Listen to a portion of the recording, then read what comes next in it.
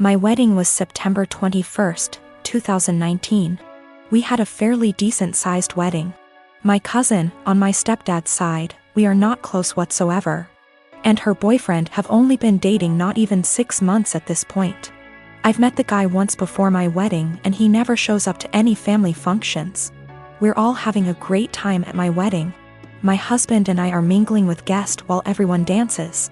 The next thing I know is my cousin's boyfriend asks the DJ for his mic and goes to the center of the dance floor saying he has an announcement to make and calls my cousin over.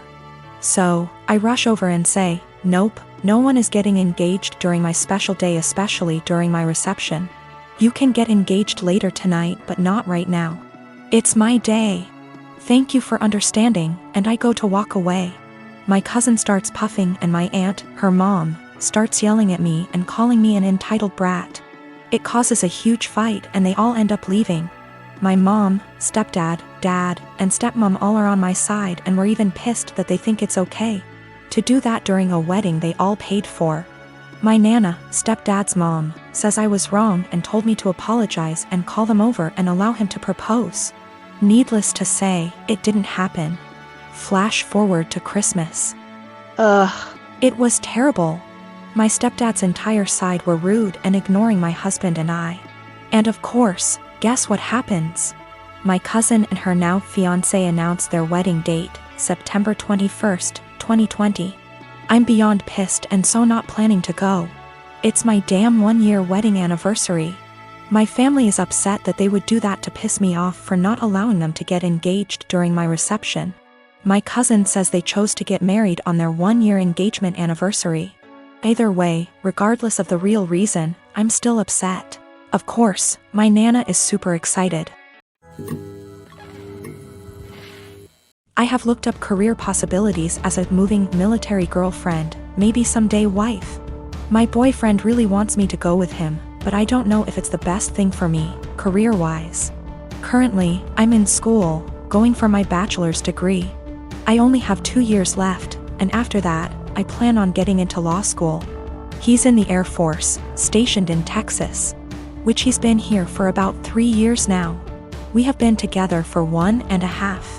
Knowing that he's going overseas, it's possible he'll be stationed in different countries for a few years.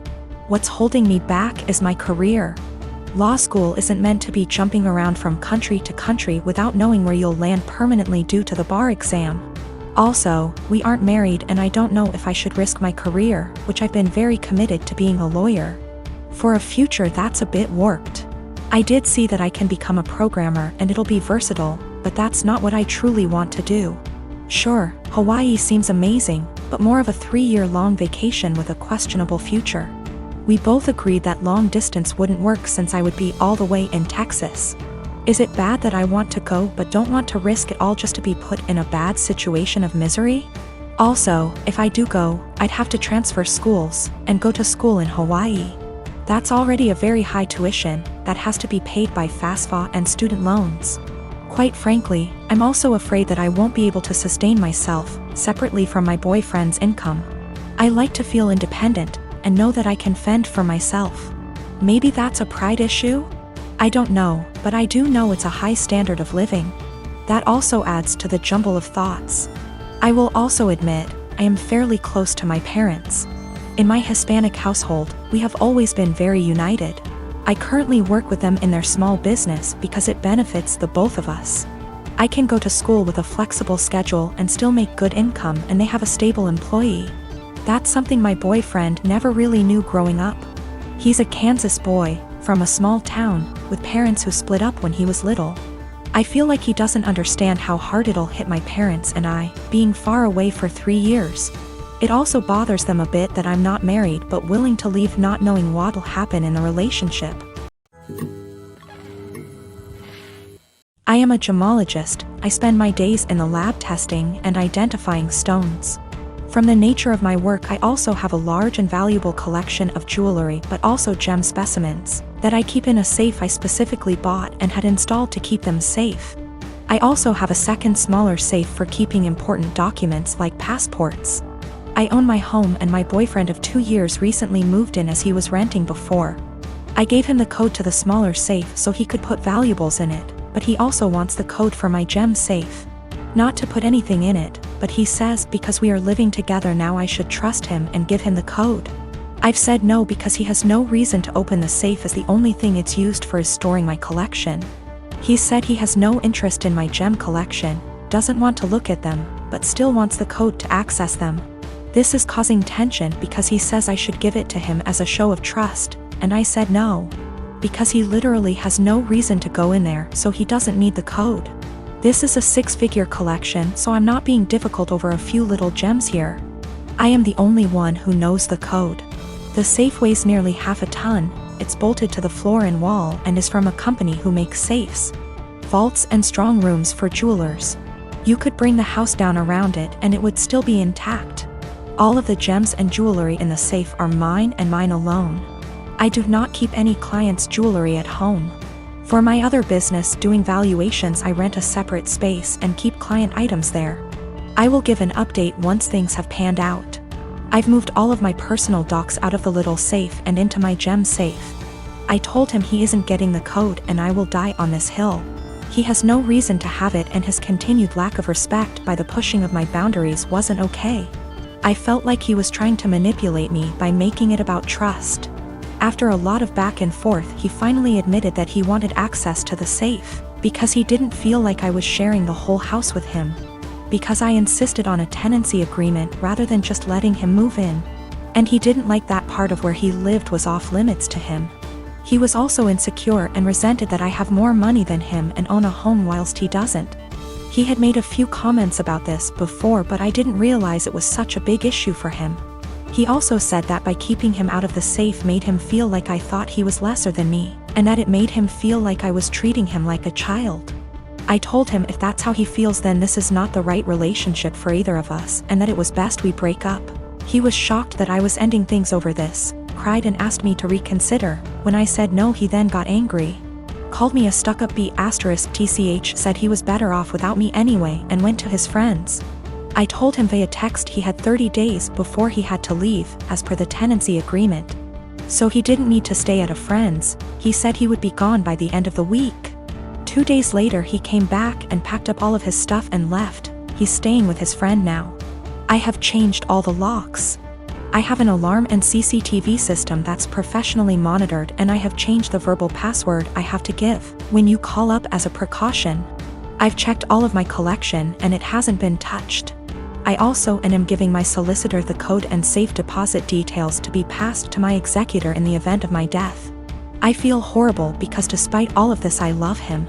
I should have a partner who not only respects my boundaries but takes an interest. I'm pretty cut up right now and missing him, but I know I'll be okay. I have great friends and family around me. Also diamonds are a girl's best friend and I have a few knocking around to help cheer me up. My brother-in-law, Sammy, lost his home shortly after his divorce 10 months ago. He moved in with us and brought his twin daughters, Olivia and Sloane 18, with him a couple of months ago. His sister, my wife, and I have one daughter, Zoe 16, and she and her cousins aren't close but get along fine. Olivia and Sloane have no respect for Zoe's privacy, none. They used to walk into her room and take everything they get their hands on. Makeup, phone accessories, clothes, school laptop, etc. Zoe complained a lot and I've already asked the girls to respect Zoe's privacy and stop taking things. My wife and Sammy saw no issue with this. After all, they're girls and this typical teenage girl's behavior. I completely disagreed. Last straw was when Zoe bought a $60 M.A.C makeup kit that looks like a paint set that she saved up for over a month, and one of the girls, Sloane, took it without permission and ruined it by mixing shades together while using it. Don't know much about makeup but that's what Zoe said when she found the kit on her bed, and was crying. I told my wife and she said she'd ask Sloane to apologize but I got Zoe a lock after I found she was moving valuable belongings out the house because of this incident. Sammy and his daughters saw the lock and weren't happy. The girls were extremely upset.